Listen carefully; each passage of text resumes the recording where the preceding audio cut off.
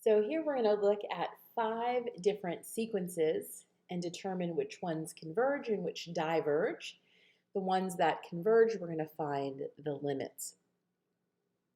The first one here, a sub n equals n squared minus 2n plus 1 over n minus 1.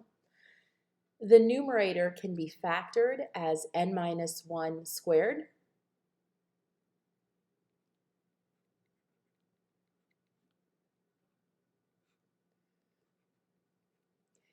And then I can divide out, so I'm just left with n minus 1. Well, if we look at the limit of n minus 1 as n goes to infinity, we see that this is going to also go to infinity, so this sequence is going to diverge. It's just going to keep getting larger and larger. The second one here, a sub n, is defined as 1 plus 7 over n to the nth power.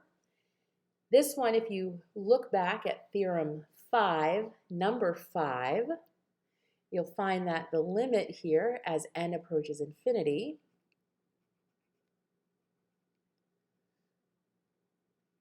that's an arrow,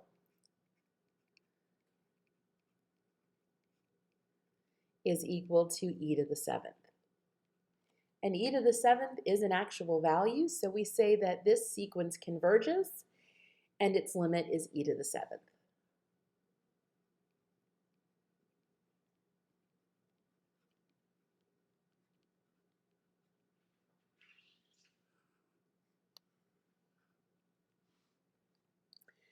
The third one, we have a sub n is equal to the square root of 2n over n plus 1. I'm going to look at the limit as n goes to infinity.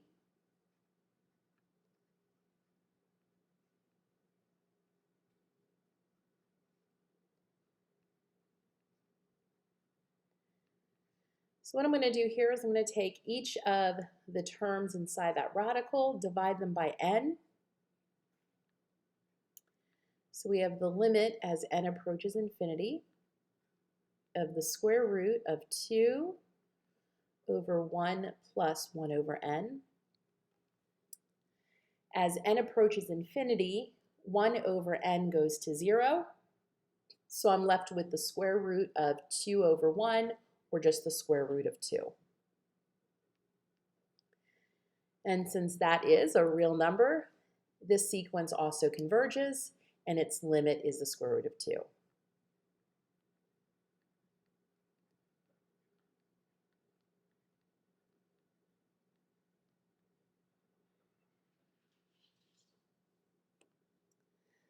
For the fourth one, a sub n is defined as 2n plus 2 factorial over 2n minus 1 factorial.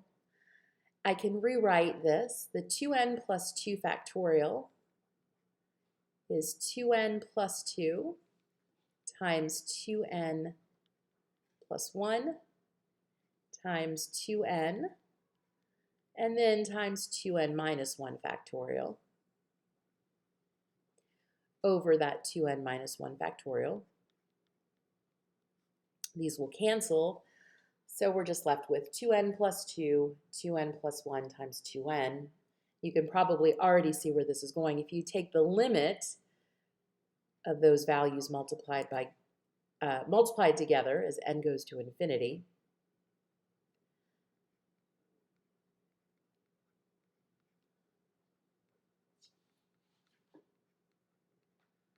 you'll see that this one's going to go to infinity as well, so this diverges.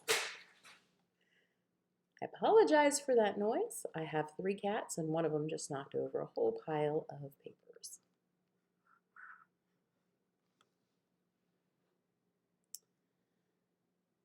And then the last one here, we have a sub n is sine n over n.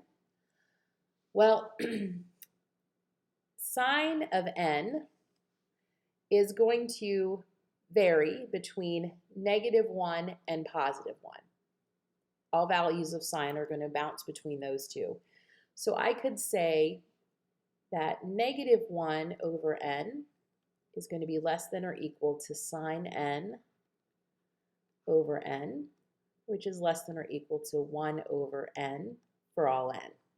So my sine values are going to bounce between those two values, negative 1 and positive 1.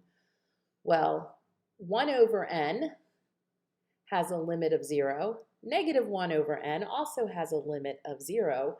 So by the sandwich theorem, we can say that sine n over n also converges to 0.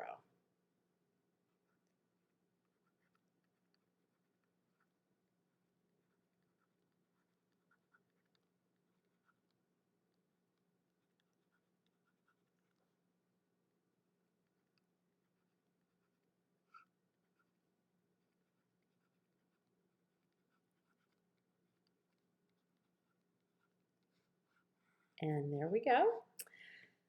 That's going to end section 10.1. In 10.2, we're going to start talking about series.